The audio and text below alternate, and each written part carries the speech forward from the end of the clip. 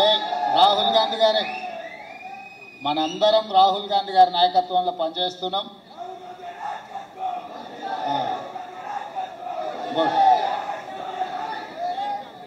మిత్రులారా, స్వతంత్రం వచ్చినప్పటి నుంచి ఇప్పటి వరకు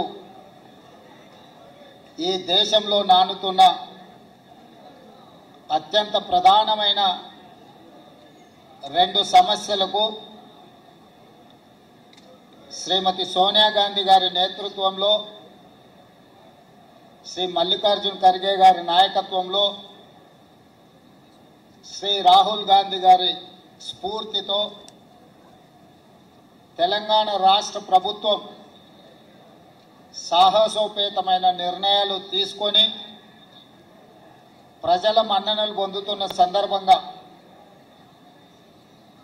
ప్రత్యర్థి రాజకీయ పక్షాలు, వాటి నాయకులు ఏదో ఒక రకంగా ఈ ప్రభుత్వం మీద ఆరోపణలు చేయాలి, ఈ ప్రభుత్వం చేపట్టిన ప్రక్రియలో లేని అపోహలు సృష్టించి తప్పుల తడక అనే ఒక అభిప్రాయాన్ని కలిగించడానికి శతవిధాల ప్రయత్నం చేస్తున్నారు. కానీ నిజం నిప్పు లాంటిది.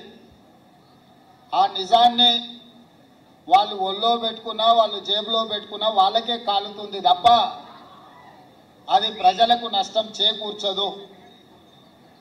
అందుకే ఈరోజు భారత్ జోడో యాత్ర సందర్భంగా మన నాయకుడు కన్యాకుమారి నుంచి కశ్మీర్ వరకు మండు టెండల్లో, మంచు కొండల్లో 150 రోజులు 4000 కిలోమీటర్లు పాదయాత్ర చేస్తూ కర్ణాటక రాష్ట్రం నుంచి తెలంగాణకు తెల్లవారుతుండగా కృష్ణానది మీద నుంచి రాహుల్ గాంధీ గారు తెలంగాణకు మహబూబ్ నగర్ జిల్లాలో మొదటి అడుగు పెట్టింది. ఆ రోజు వారు స్పష్టంగా ఈ జాతులకు, ఈ సమాజానికి ఒక స్పష్టమైన మాట ఇచ్చాడు. మీరు కాంగ్రెస్ పార్టీకి అండగా నిలబడి కాంగ్రెస్ ప్రభుత్వాన్ని ఏర్పాటు చేయండి. తప్పకుండా 1931 తెల్లదొరలు పాలించినప్పుడు చేసిన కులగణన 75 సంవత్సరాల స్వతంత్రాన్ని పూర్తి చేసుకున్నా కూడా కులగణన జరగలేదు. తప్పకుండా కాంగ్రెస్ పార్టీ ఆ కులగణన చేస్తుంది. తెలంగాణ రాష్ట్రంలో మీరు అధికారాన్ని ఇవ్వండి అని చెప్పి రాహుల్ గాంధీ గారు ఈ జాతులకు విజ్ఞప్తి చేసింది. రాహుల్ గాంధీ కుటుంబం మీద ఉన్న నమ్మకం, విశ్వాసం, గాంధీ కుటుంబాల యొక్క త్యాగ చరిత్ర ఈనాటి కాదు.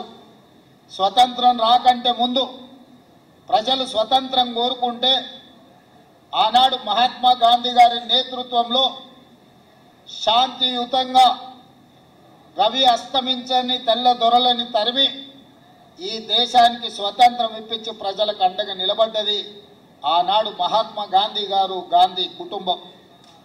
దేశం కోసం ప్రాణాలు ఇచ్చి దేశ సమైక్యతను కాపాడిన మహాత్మా గాంధీ గారి యొక్క వారసత్వాన్ని ఈరోజు రాహుల్ గాంధీ గారు తీసుకోవడమే కాదు, శ్రీమతి సోనియా గాంధీ గారు 2004 సంవత్సరంలో ఆనాడు ఎన్నికల సందర్భంగా కరీంనగర్ గడ్డ మీద కాలు మోపినప్పుడు 4 కోట్ల తెలంగాణ ప్రజల ఆకాంక్ష, 60 సంవత్సరాల నుంచి మీరు చేస్తున్న పోరాటం నా దృష్టిలో ఉన్నది, తప్పకుండా మీ కళ నెరవేరుతుంది, మీ ఆకాంక్షలు నెరవేర్చే బాధ్యత నేను తీసుకుంటాను శ్రీమతి సోనియా గాంధీ గారు చెప్పింది.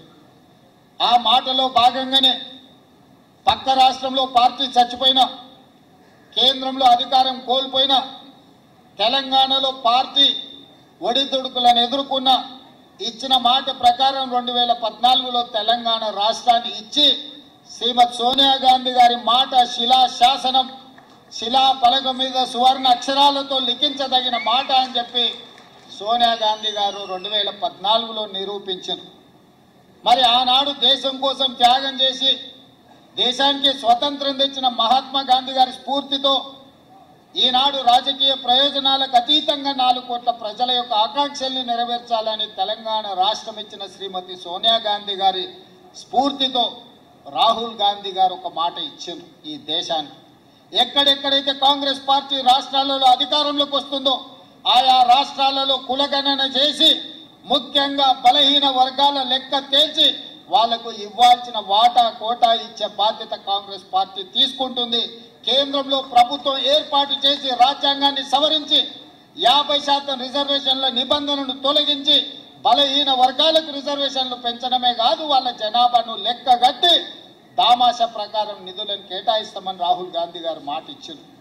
మరి అంత త్యాగాల వారసత్వాన్ని తీసుకున్న రాహుల్ గాంధీ గారు మాట ఇస్తే ఆ మాటను నిలబెట్టాల్సిన బాధ్యత ఆనాటి పిసిసి అధ్యక్షుడిగా నా మీద, ఆనాటి సిఎల్పి నాయకుడిగా బట్టి విక్రమార్క గారి మీద ఉన్నది.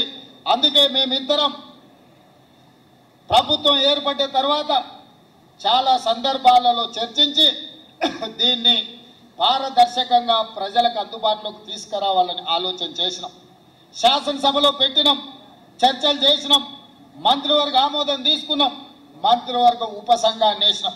మంత్రివర్గ ఉపసంఘానికి కూడా నిష్పక్షపాతంగా నిబద్ధతతో పనిచేయగలిగిన వాళ్ళు ఉండాలి అని ఆ ఉపసంఘానికి అధ్యక్షుడిగా అత్యంత సుదీర్ఘకాలం పిసిసి అధ్యక్షుడిగా పనిచేసిన ఉత్తమ్ కుమార్ రెడ్డి గారిని చైర్మన్గా పెట్టి అందులో ఉమ్మడి రాష్ట్రంలోనే ఉప ముఖ్యమంత్రిగా పనిచేసి ఎస్సీ ఎస్టీ సప్లైని అమలు చేసిన పెద్దలు దామోదర్ రాజనరసింహ గారిని, అదేవిధంగా శ్రీధర్ బాబు గారిని, పొన్నం ప్రభాకర్ గారిని, సీతక్కను, వీళ్ళందరినీ కూడా అందులో సభ్యులుగా చేర్చి దాన్ని పూర్తి స్థాయిలో సాంకేతికంగా న్యాయపరంగా వివిధ రాష్ట్రాలలో ఏం జరుగుతుందో గమనించి, అది బీహార్ కావచ్చు, హర్యానా కావచ్చు, కర్ణాటక కావచ్చు, ఇతర రాష్ట్రాలలో ఆ ప్రభుత్వాలు ఆ పార్టీలు చేసి విఫలమైన విషయాలను కూడా పరిగణలోకి తీసుకొని ఈ కులగణన మీద ఒక నిర్దిష్టమైన ప్రణాళికను రచించి దాన్ని ప్లానింగ్ డిపార్ట్మెంట్కి అప్పచెప్పి దాదాపుగా 95,000 మంది ఎన్రోలర్స్ని 9,500 మందిని వీళ్ళ మీద సూపర్వైజ్ చేయడానికి మొత్తం దాదాపుగా 104,000 మంది ప్రభుత్వ అధికారులను, ముఖ్యంగా జనగణన చేసే టీచర్లందరినీ కూడా సంఘాలతో ఉప ముఖ్యమంత్రి గారు మాట్లాడి ఆ సంఘాలను ఒప్పించి వాళ్ళందరినీ కూడా ఈ కార్యాచరణలో భాగస్వాములను చేసి 150 ఇళ్లను ఒక యూనిట్గా 95,000 యూనిట్లు దాదాపుగా చేసి ప్రతి యూనిట్కి ఒక ఎన్రోలర్ను పెట్టి ఆ ఎన్రోలర్ కూడా రోజుకి 8 నుంచి 10 ఇండ్లు మాత్రమే. ఎందుకంటే 150 ఇండ్లు 2 రోజుల్లోనో 3 రోజుల్లోనో 4 రోజుల్లోనో చేయమంటే హడావిడిలో తప్పులు జరుగుతాయన్న ఆలోచనతోటి 3 రోజులు ఆ 150 ఇండ్లకు ప్రతి ఇంటికి ఒక స్టిక్కర్ అంటించి మొదట ఆ ఇండ్లను గుర్తించే కార్యక్రమం చేసినాం.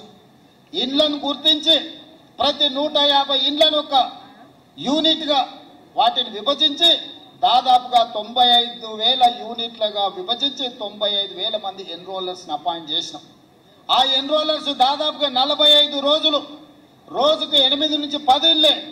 ఎందుకు మరి 150 ఇళ్ళకు రోజుకి 8 10 చేస్తే 15 రోజులలో అయిపోవాలి కదా అని మీకు అనుమానం రావచ్చు.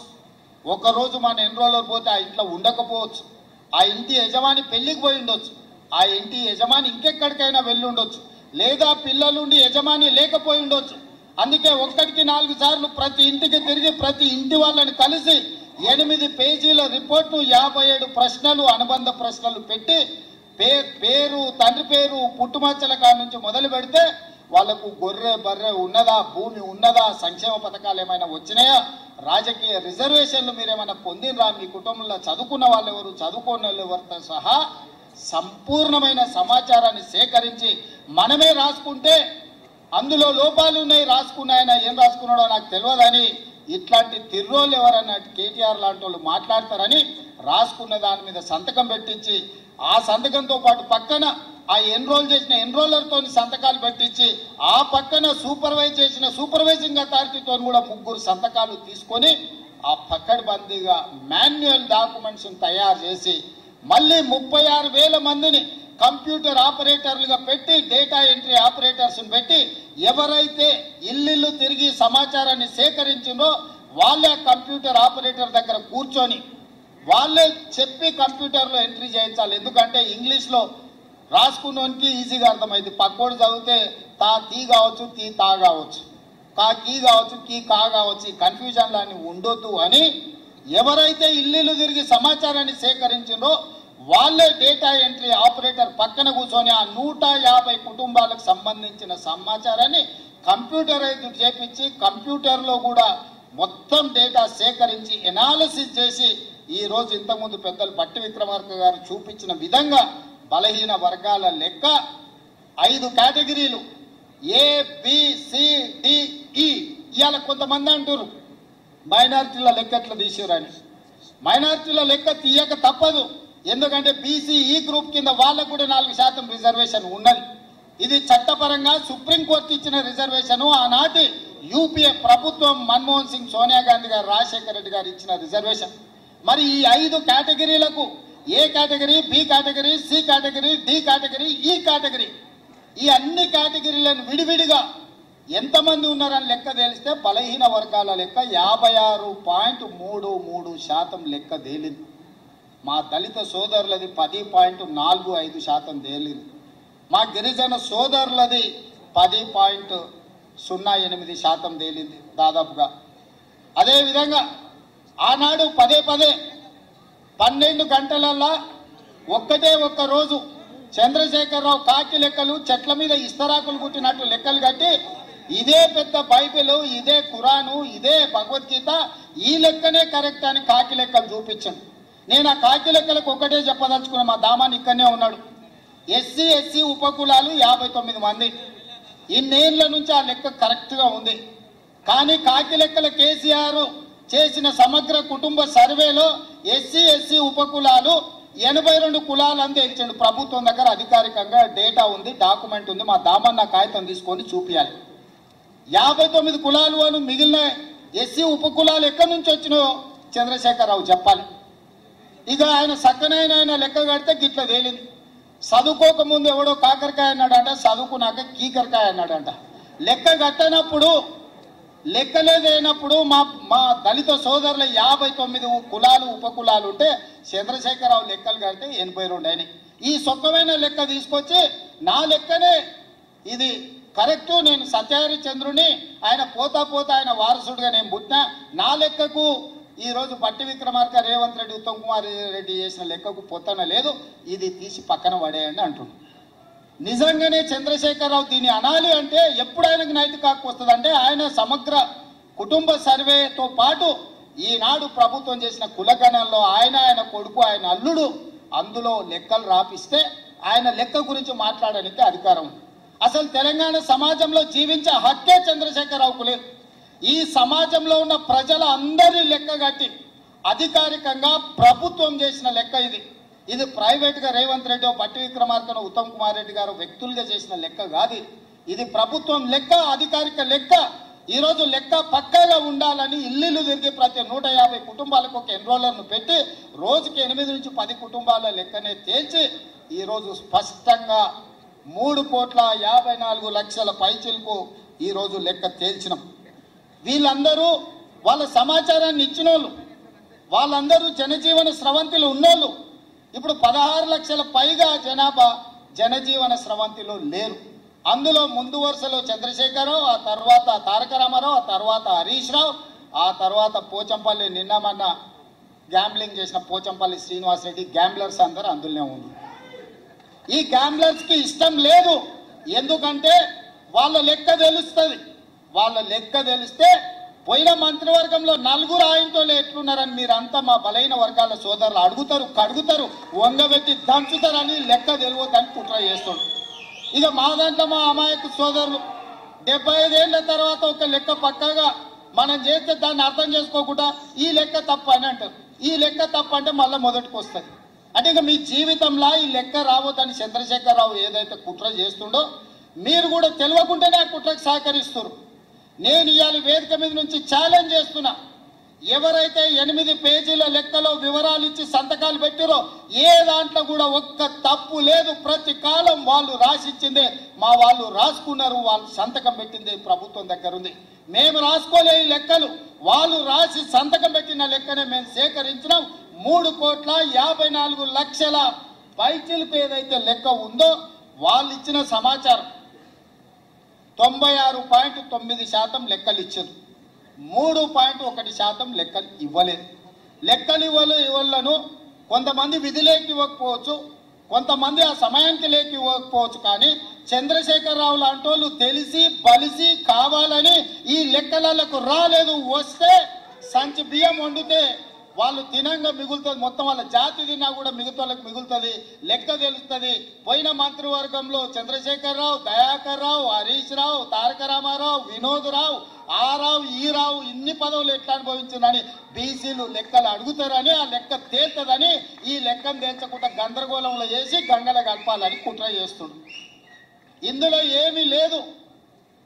చంద్రశేఖరరావు మాయ మర్మమే ఉంది. లెక్క తేలితే వాళ్ళెంతో వాళ్ళకంత, అంటే వాళ్ళకి వార్డు మెంబర్ కంటే పైన ఏ పదవి రాదు. ఆ కుటుంబానికి ఏమి ఇయ్యనికనే ఉండదు. ఇవాళ రేవంత్ రెడ్డి నువ్వు కూడా రెడ్డి ఉండొచ్చు. అప్పుడప్పుడు ఒక ఆయన అంటుంటాడు, ఈయననే ఆఖరి, ఈయననే చివరి, ఈయననే మొదటని. నాకేం పర్వాలేదు, ఆఖరి అయినా పర్వాలేదు. నా నాయకుడు ఇచ్చిన మాటను నిలబెట్టాలని క్రమశిక్షణ కలిగిన కార్యకర్తగా నేను బాధ్యత తీసుకున్నా. ఇది నా నిబద్ధత. నేను ఈ లెక్క నా కోసం చేయలే, నా పదవి కోసం చేయలే. నా నాయకుడు ఇచ్చిన మాట నిలబెడితేనే నేను క్రమశిక్షణ కలిగిన కాంగ్రెస్ కార్యకర్తను అవుతా. నేను క్రమశిక్షణ కలిగిన ముఖ్యమంత్రిగా ఈరోజు బాధ్యత తీసుకున్నా. ముఖ్యమంత్రిగా ఈరోజు కులగణన చేసిన అంటే ఏ త్యాగానికైనా సిద్ధమయ్యే ఈరోజు ఈ లెక్కలు పక్కాగా తేల్చిన, ఈ లెక్కలలో తప్పు తేల్చాలంటే 5% లోపల మా వాళ్ళని ఎందుకు చూపిస్తా, 50% పైగా బీసీలను ఎందుకు చూపిస్తానా, మమ్మల్ని కూడా 15-20% లెక్కలు చూపిస్తుంటే దొంగ లెక్కలే రాయ మొదలు పెడితే ఇట్లెందుకు రాస్తాము? ప్రతి మనిషికి పక్కా సమాచారాన్ని సేకరించినము. నాయకుడు ఇచ్చిన మాటని నిలబెట్టడమే మా ధర్మం అనుకున్నాము. అందుకే పార్టీ విధానాలను, సిద్ధాంతాలను, నాయకుడి ఆదేశాలను పాటించిన కాబట్టే ఈరోజు ఇక్కడికి రాగలిగిన. ఇక్కడున్న మిత్రులకు నేను ఒకటే మాట చెప్తున్నా. మంత్రివర్గ ఉపసంఘానికి అధ్యక్షుడిగా ఉన్నది ఉత్తమ్ కుమార్ రెడ్డి గారు. వాళ్ళు దేశ్ముఖ్ల కుటుంబం, 1000 ఎకరాల భూములు ఉన్నోళ్ళు. ఈరోజు ఇందులో ఉన్న దామన్న 2వ తరం నాయకుడు. మేమందరం కూడా నాయకుడిచ్చిన మాటకు కట్టుబడి మొదటి సంవత్సరంలోనే ఇది చేసినాం. ఏ రాష్ట్రంలో అయినా ఎవరైనా చేసిందా మీరు ఆలోచన చేయండి సోదరులారా. ఇవాళ మా చిత్తశుద్ధిని కాంగ్రెస్ పార్టీ నిర్ణయాన్ని తప్పుదోవ పట్టించి బలహీన వర్గాలకు శాశ్వతంగా అన్యాయం చేయాలని ఆలోచన చేస్తున్నారు. కొన్ని సంఘాలు వచ్చినాయి, కొంతమంది విజ్ఞప్తి చేసిండ్రు, అన్న దీంట్లో ఇంకా కొంచెం సరిదిద్దండి, దీంట్లో కొంత సమాచారాన్ని మనం నిజంగా చేయాలనుకున్నాం. కాబట్టి 2వ విడత కూడా జనజీవన స్రవంతిలో కలవని వాళ్ళకు కూడా జనజీవన స్రవంతిలో కలవడానికి 2వ విడత కూడా మళ్ళీ అవకాశం ఇచ్చినాము. ఇది మా ప్రభుత్వం యొక్క చిత్తశుద్ధి. మీడియా మిత్రులు, బలహీన వర్గాల సంఘాలు, మా సోదరులు అర్థం చేసుకోవాలి. ఈరోజు దీన్ని తప్పుపడితే శాశ్వతంగా మీరు నష్టపోతారు. మిమ్మల్ని నష్టపరచాలి అని ఒక పక్కన మోడీ, ఇంకొక పక్కన కేడీ ఇద్దరు ప్రయత్నం చేస్తున్నారు. ఈ లెక్క పక్కాగా తేలితే రేపు ఢిల్లీలో రాహుల్ గాంధీ గారు ఈ లెక్క మొన్ననే పార్లమెంట్లో బడ్జెట్ సమావేశాల సందర్భంగా నరేంద్ర మోడీని రాహుల్ గాంధీ గారు నిలదీశాడు. మా ప్రభుత్వం తెలంగాణ రాష్ట్రంలో బీసీ కులగణన చేసింది, దేశ జనాభా మొత్తాన్ని అన్ని జాతుల లెక్క తేల్చింది మోడీ, దేశం మొత్తం నువ్వెందుకు చేయమని మోడీని నిలదీసిండు. కాబట్టి బీజేపీలు భయపడి ఈరోజు కుట్ర చేసి మోడీ మెడలు వంచుతాడు రాహుల్ గాంధీ అనే భయానికి ఈ లెక్కను తప్పుల తడకగా చూపించి కోల్డ్ స్టోరేజ్లో పెట్టాలని వాళ్ళు ప్రయత్నం చేస్తారు. ఈ లెక్క తేలితే తమ సంగతి అసలు బండారం బయటపడుతుందని చంద్రశేఖరరావు గారు దీన్ని ఇంకొక పక్కన అదే చేస్తారు. వీళ్ళిద్దరు ఒకే రకంగా ఆలోచన చేస్తారు. ఈడున్న వేదిక మీద ఉన్న మిత్రులకు, కింద ఉన్న వాళ్ళకు ఒక విషయం చెప్పాలి. మోడీ గారు నేను బీసీని అంటాడు. మోడీ గారు వాస్తవంగా బీసీ కాదయా, లీగల్లీ కన్వర్టెడ్ బీసీ. నేను చాలా జాగ్రత్తగా పదం వాడుతున్నా, లీగల్లీ కన్వర్టెడ్ బీసీ. 2001 వరకు ఆయన ముఖ్యమంత్రి కానంత వరకు ఆయన కులము గుజరాత్ రాష్ట్రంలో ఉన్నత వర్గాలలో ఉండే. ఆయన ముఖ్యమంత్రి అయినాక ఆ కులాన్ని తీసుకొచ్చి బీసీలో కలుపుకున్నాడయా చట్టం చేసి. ఆయన పుట్టుకతో బీసీ కాదు, నరేంద్ర మోడీ గారు పుట్టుకతో బీసీ కాదు, పుట్టుకతో ఉన్నత కులము. కానీ 2001లో ఆయన ముఖ్యమంత్రి అయిన తర్వాత ఆయన కులాన్ని తీసుకొచ్చి బీసీ కులాలలో కలిపి మీ దాంట్లో ఇత్తేసి పొత్తుగూడిడు. ఇక మీ ఇష్టం, ఆ పైన మీ ఇష్టం. ఆయన కుర్చీలో నేను బీసీని ఉన్నా కదా మీకు అందరికి ఎందుకు అంటుండు? ఆయన సర్టిఫికెట్ ఈరోజు బీసీ ఉండొచ్చు, కానీ మనస్తత్వం మాత్రము బీసీల వ్యతిరేక మనస్తత్వం. బీసీ ప్రధానమంత్రి అయితే 2021లో జనాభా లెక్కలు ఎందుకు చేయలేదు? జనాభా లెక్కలలో బీసీ కులాల లెక్కెందుకు తేల్చలేదు? ఇవాళ 2025లో బీసీ లెక్కలు మొత్తం జనాభా లెక్కలు కడతాం అంటున్నాడు. నేను ఈ వేదిక మీద నుంచి డిమాండ్ చేస్తున్నా నరేంద్ర మోడీ గారిని, రేపు చేయబోయే జనాభా లెక్కలలో బీసీ కులాల జనాభాను కూడా జనాభా లెక్కలలోనే చేర్చని చిత్తశుద్ధి ఉంటే లెక్క కట్టు, లెక్క వేర్చు. ఇవాళ మేము చేసింది తప్పు అంటున్నారు కదా. తెలంగాణ రాష్ట్రంలో కూడా కేంద్ర ప్రభుత్వం కులగణన చేసినప్పుడు, మొత్తం జనగణన చేసినప్పుడు జనగణనలో కులగణన చెయ్యి, ఇల్లు తిరుగు లెక్కలు రాయి, ఆ లెక్క తీసుకొచ్చి ముందర పెట్టి కాంగ్రెస్ పార్టీ రాహుల్ గాంధీ గారు చేసిన లెక్క ఇది, నరేంద్ర మోడీ చేసిన లెక్క ఇది అని రెండింటిని పక్కన పెట్టి చూపించు. బలహీన వర్గాలది ఇప్పటి వరకు లెక్కనే చేయలేదు మిత్రమా. లెక్కలు ఎవరు కూడలేదు, లెక్క ఎవరు కట్టలేదు. లెక్క కట్టండి లెక్కలు తీసుకొచ్చి చూపించి ఈ లెక్క ఇట్లుంది, ఈ లెక్క తప్పు ఉంది అన్నట్టు ఇక మరి చదువుకున్న మా బలహీన వర్గాల మేధావులు ఆలోచన చేయాలి, ఆ జాతికి నాయకత్వం వహించే వాళ్ళు చేయాలి. మమ్మల్ని ఈరోజు తప్పు పడితే ఈ తప్పు మాకు కాదు మీకే నష్టం. ఈ లెక్కలు పక్కాగా తేల్చినాం. ఇవాళ 56.33% బలహీన వర్గాల లెక్క తేలింది ఏబిసిడి ఈ కేటగిరీ కింద. రేపు ఏడికైనా ఏ కోర్టు దగ్గరికైనా వెళ్ళి మీ రిజర్వేషన్లు పెంచుకోవాలంటే ఇది లెక్క ఉంది తెలంగాణ రాష్ట్రంలో, స్థానిక సంస్థలలో లెక్క తేల్చండి అని సుప్రీంకోర్టు ముందర పోయి నిలబడవచ్చు. ఇవాళ ఎంత మనం 42% ఇస్తామన్నాం, ఇవాళ జనాభా లెక్క 56.33% తేలింది.